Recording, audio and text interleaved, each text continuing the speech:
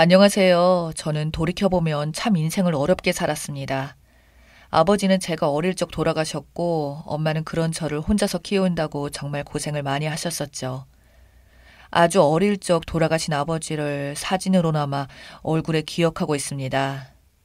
엄마는 외할머니나 외삼촌의 재혼하라는 말과 함께 저를 그냥 할머니한테 보내거나 보육원으로 보내라는 말에도 불구하고 꿋꿋하게 엄마는 저를 사랑으로 키워주셨습니다. 낮에는 야쿠르트 배달을, 저녁에는 음식집 서빙을 하면서 힘들게 돈을 벌어서 저에게 인생을 투자하셨었죠. 제 기억 속의 어머니는 참 아름다우신 분이셨습니다. 그래서 주변에서도 남자들이 많이 찾아오기도 했어요. 특히나 과부가 되어 혼자 살고 있는 걸 아는 동네 아저씨들이 괜히 저희 집 앞에 기다리면서 길거리를 서성이기도 했고, 어머니에게도 많은 유혹들이 있었지만 그 모든 걸 다 마다하시고 그렇게 힘든 시간을 보내면서도 오로지 저 하나만 바라보고 사셨어요. 그 이후 제가 고등학생 때쯤에는 그런 엄마에게 물어본 적도 있어요. 왜 엄마 좋다고 하는 남자들 넘쳐나던 20대 시절에 재혼을 안 하셨냐고요.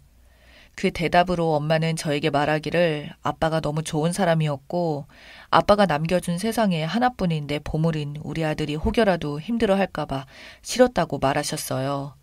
그날 저는 다짐했습니다. 반드시 성공하자고 말이죠. 그래서 저는 그 이후로 고등학생 때부터 컴퓨터 프로그램을 공부하여 게임을 개발하기 시작했어요. 물론 처음부터 잘 되었다는 기적 같은 일은 절대 일어나지 않았습니다. 학생이라고 저를 이용만 하고 버리던 같이 일하는 사람도 있었고, 대학을 진학해서도 오로지 게임을 개발했지만 그 시간에 나가서 아르바이트를 하는 것보다 훨씬 못한 돈들을 벌기도 했지만 저의 꿈만큼은 항상 컸습니다. 그러던 제가 군대를 다녀오고 대학교 졸업하고도 오로지 이 게임 관련해서만 매달리자 드디어 몇 번의 실패와 사기를 당한 끝에 성과가 어느 정도 나오기 시작했어요. 처음으로 제 입장에서 엄청난 수익이 발생된 것입니다. 하지만 사회 초년생이라 세상을 좀 모르던 게 문제였는지 같이 게임을 만들었던 저희 팀원들도 많았고 실상 나눠봐야 그렇게 크지 않았던 돈을 받게 되었습니다. 그 시기에 만난 게 여자친구입니다. 제가 꿈만 많은 청년인 걸 알았지만 그래도 학교에서 나름대로 몇 번의 게임 개발 이력도 있는 저는 학교에서 여자친구가 모르는 프로그램 관련 질문을 하다가 친해져서 인연이 되어 사귀게 되었던 게 저희 전 여자친구입니다. 학과에서 이쁘기로 소문난 여자친구는 제가 학교 다니면서 돈을 벌고 있는 걸 알고는 그때부터 저에게 간이고 쓸개고 빼줄 듯이 행동하며 저에게 아주 잘해줬었죠. 저는 이 여자가 원래부터 그렇게 착한 여자인 줄 알았어요. 사실 제가 그 전까지 여자라고는 정말 이 세상에 엄마밖에 모르고 살아왔던지라 모든 여자가 다 그런 줄로만 알았습니다. 이쁠수록 착한 줄만 알았거든요. 그래서 엄마한테 대하듯이 여자친구한테도 똑같이 대해줬죠. 수익이 발생되면 엄마한테 선물도 사다 드리고 레스토랑도 모셔갔으면 여자친구를 사귀고 나서 그런 것들을 다 같이 했습니다. 엄마는 저에게 너무 서두르는 거 아니냐고 말씀을 했지만 그땐 뭐 이 여자랑 저는 어차피 결혼할 거라고 착각을 했던 게 문제였습니다. 그 와중에 수익이 났지만 제 손에 실제로 들어온 게 1,500만 원의 수준이었고 절대 이 돈이 적은 돈은 아니었지만 저는 더욱 많은 돈을 벌고 싶었고 결국 같이 일하던 팀에서 나와 혼자 일을 하기 시작했어요. 여자친구는 저에게 저라면 당연히 성공할 거라며 힘을 실어주었고 저는 정말 밥도 안 먹고 하루를 보낼 정도로 혼자서 디자인부터 개발의 기획까지 일일이 다 하느라 정말 6개월 동안 여자친구도 잘 만나지 못할 정도로 일만 하고 살았었어요. 그러나 제가 처음으로 시작했던 사업은 시작하자마자 쫄딱 망했어요. 반년이나 걸려서 만들었는데 건진 거라고는 10만 원도 안 되었거든요. 여자친구는 그걸 보더니 갑자기 조금씩 저에게 짜증과 언성이 높아지며 저에게 따지기 시작하더군요. 그 전까지 한 번씩 자취방에 놀러와서 제가 생각하고 기획한 걸 듣더니 너무 좋다며 저보고 천재라며 치켜 세워줄 땐 언제고 지금은 저에게 방구석에 처박혀서 이딴 20만 원 벌려고 그 6개월을 허비했냐며 그때부터 매일 저에게 한탄하듯이 잔소리만 했습니다. 한 번은 새벽에 여자친구에게 갑자기 연락이 와선 자다가 너무 화가 나서 깼다고 창자가 뒤틀리는 것 같다고 지금 도대체 뭐 하고 있냐고 이딴 식으로 저에게 말을 하면서 우리가 이 상황에 무슨 결혼이냐고 언성을 높이는 그녀에게 저는 제가 뭘 잘못한지도 모르고 그저 여자친구가 격분하며 말하니 미안하다고 사과하는 것뿐이었죠. 그래서 저는 여자친구에게 부탁했어요. 지금 제일 힘이 드는 건 솔직히 나라고. 네가 정 원하지 않으면 지금 하고 있는 걸 포기하고 그냥 다른 데 취직이라도 할 테니까 제발 이제 그만 좀 잔소리하라고 말했더니 연락이 그냥 두절되더군요. 심지어 제가 연락을 해도 받지도 않고요. 그래서 저는 여자친구 집 앞에 가서 기다리고 있었는데 다른 나이 많은 낯선 남자의 팔짱을 끼고 같이 자취방으로 들어가다가 저를 보고 흠칫하며 잠시 놀라더니 당당하게 저를 보며 말을 하더군요. 헤어졌는데 왜 구질구질하게 여기까지 찾아와서 이러냐는 말을 하는 여자친구를 보자 저는 어안이 벙벙했습니다. 그러자 그녀 옆에 있던 남자친구가 저에게 당장 꺼지라며 백수의 여자 돈이난 뜯어먹고 사는 쓰레기라며 욕을 하더군요. 저는 순간 너무 화가 나서 둘이서 밀치고 욕하고 싸우자 여자친구는 저에게 스토커로 경찰에 신고하기 전에 당장 가라고 하더군요. 결국 경찰까지 와서 집으로 강제로 돌아가게 되었고 그 다음날 여자친구에게 연락해서 알아봤더니 글쎄 제가 개발 일하고 반년간 여자친구와 잘 만나지 못할 때부터 소개팅으로 자기보다 무려 11살이나 많은 남자를 소개받았다는 겁니다.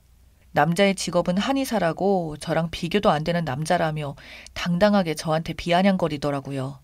사실 저한테 처음으로 접근했던 것도 학교 점수 좀 쉽게 받으려고 접근했던 거였고 그렇게 저를 만나다 보니 미래가 있어 보이는 줄 알고 만난 거라며 더불어 자기 정도면 어떤 급의 남자들을 만날 수 있는지 아냐며 말을 하는데 정말 내가 그동안 알고 지내던 여자인가 싶을 정도로 진짜 어이가 없었습니다. 그래서 저를 만난 게 자기 인생의 최악의 선택이었다고 말하며 아주 최악의 이별을 했었죠. 그리고 3달도 안 되어 그녀는 그 한의사라는 남자랑 결혼까지 하게 되었습니다. 그 이후 힘들어하는 저에게 엄마는 세상 모든 여자가 모두 엄마 같지도 그렇다고 그 여자 같지도 않다며 저를 다독이셨습니다. 그때부터 여자에 대한 가치관도 바뀌었네요. 저는 이렇게 힘들고 아파할 수만은 없었습니다. 그래서 저는 이 꽉 깨물고 도끼를 품고 더욱 열심히 일만 했었고 이번에는 운이 좀 좋았는지 그 뒤에 출시한 게임 작품이 국내를 떠나 해외에서도 좋은 성과를 보였어요. 여러 사람들과 같이 이루어낸 것도 아니었고 오로지 저 혼자 1인 개발이었기 때문에 수익이 전부 다 제 몫이었고 그걸 바탕으로 2번째 작품, 3번째 작품도 만들면서 저 혼자서 개인 회사까지 차리게 되었습니다. 그 이후 소규모 개발 인력들이었지만 수익 내에서 운영했었기에 회사는 탄탄하고 안정적으로 성장해 나갈 수 있었고 그렇게 저의 개인 자산이 크게 불어가 엄마와 저는 꿈에서만 생각했던 넓고 허름한 수십 년 된 집에서 벗어나 땅 비싼 강남에 신축 아파트를 사게 되어 이사를 가게 되었습니다. 그 이후로도 승승장구했고 더불어 제 소유의 아파트도 2채나 가지게 되었고 경제적으로 안정을 이루게 되자 어머니께서도 저에게 넌지시 결혼을 말씀하셨죠. 제가 어떤 여자가 좋은지 아직도 잘 모르겠고 그 뒤로도 연애는 몇 번을 해봤지만 제 상처가 과거에 워낙 커서 그런지 쉽게 마음이 가지 않았죠. 다행히 어머니 지인분 소개로 만난 여성분은 정말 제가 그려왔던 이상형에 가까웠습니다. 그렇게 좋은 여성을 만나 제 아내로 맞이하게 되었고 저는 아내의 내조 덕분에 더욱 일에 집중할 수가 있었어요. 그러던 어느 날 제가 졸업한 대학교에 무료로 컴퓨터들을 기증한 적이 있었는데 그걸 전 여자친구가 어떻게 알았는지 저에 대해서 캐묻고 다닌다며 제 후배가 저에게 귀뜸을 해주더군요. 그러더니 어느 날 회사로 불쑥 찾아온 겁니다. 참 뒤통수 맞고 헤어지고 다시 얼굴 보기까지 6년이라는 세월은 길었고 그렇게 그 여자를 다시 보고 느낀 건 왜 제가 저런 여자를 그렇게 좋아했을까 하는 생각만 들더군요. 근데 한의사랑 결혼했다는 그 여자는 그런 거 치고는 차림새가 추했고 주름도 많이 늘어서 꼭 마귀 할멈처럼 보이더군요. 그런 생활의 풍파를 어떻게든 가리느라 화장을 떡칠해서 그런지 향수 냄새를 진하게 풍기면서 저에게 다가와 웃으면서 오랜만이라고 말하길래 저는 인사도 없이 대뜸 여긴 왜 찾아왔냐고 했습니다. 그러자 전 여자친구는 저에게 말하기를 왜긴 보고 싶어서 왔지. 우리 사이에 그러면 안 돼? 라고 말하는 그녀를 보니 참 어이가 없더군요. 저는 말했습니다. 우리 사이는 남보다 못한 사이니까 당장 여기서 나가라고 말했더니 그 여자는 굳은 표정으로 잠시만 같이 나가서 이야기하자고 하더군요. 저는 직원들도 보는 눈도 있고 해서 어쩔 수 없이 회사 앞 커피숍으로 가서 이야기를 했습니다. 그러자 그 여자는 한다는 소리가 오빠 나 이혼했어 라고 말하더군요. 그래서 저는 뭐 어쩌라는 건지 차갑게 받아치자 그 여자는 저한테 우리 다시 시작하자. 오빠 나 아직 못 잊었잖아. 라고 하며 지금 사실 아이도 데리고 있긴 한데 결혼했던 남자에게 보낸다고 하더군요. 그러면서 그 남자가 자기랑 결혼하고 나서 지내봤더니 무슨 한의원이라고 하더니 생각보다 빚도 많았고 심지어 그 빚을 갚느라 친정에서 돈을 다 땡겨줬다고 하더군요. 그래서 생각보다 그 한의원 남자는 개털이었는데 월급도 갈수록 줄어든다며 생활비도 잘 안 줬고 그러다 바람까지 나서 이혼을 했다고 하더군요.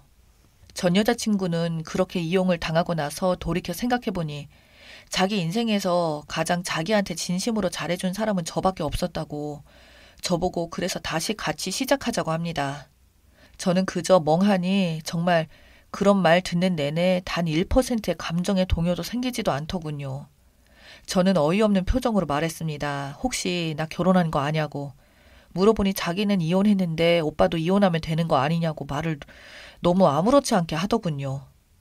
나는 그럴 생각은 눈꼽만큼도 없다니까 전 여자친구는 아무 말 없이 잠시 고민하다가 그럼 자기가 애인을 해줄 테니까 용돈만 달라고 하더군요. 하루 한 번 같이 있을 때마다 100만 원씩 달라고 자기에게 생활비도 부족하고 오빠도 어차피 아내 말고도 다른 여자 만나고 싶은 게 남자의 본능이고 습성 아니겠냐고 꼬시기 시작하는데 참 진짜 어이가 없어서 헛웃음을 짓자 기분이 상했는지 자기는 이런 말하기 쉬운 줄 아냐며 오빠처럼 돈 많은 사람에게 100만 원은 솔직히 별거 아닌 거 아니냐며 갑자기 언성 높여서 따지더군요. 그래서 저는 못 들은 걸로 해줄 테니까 그만 여기서 돌아가라고 했습니다. 그 이후로 이 미친 여자는 제 아내 번호까지 알아내어 전화를 했고 저랑 다시 합치기로 했으니까 막무가내로 이혼을 하라고 협박했다고 하네요. 거기다가 원래 그 남자는 자기랑 결혼하기로 했었다고 아내 자리가 원래는 자기의 자리라며 악을 질러댔다고 합니다. 저는 이걸 아내에게 거짓이라고 해명하는 것도 참 어이가 없었고 결국 아내와 저는 그 여자를 명예훼손죄로 벌하게 되었습니다. 경찰서에 끌고 와서 울면서 저에게 한 번만 용서해달라고 말하는데 저는 그 답변으로 아주 요즘 잘 나가는 노펌 변호사를 고용해서 최고 형벌을 받게 해달라고 하고 신경을 꺼버렸네요. 참 어떻게 보면 저런 여자와 결혼할 뻔했는데 과거에 제 첫 사업이 실패했던 것이 오히려 하늘이 저를 도와주신 게 아닌가 싶기도 합니다.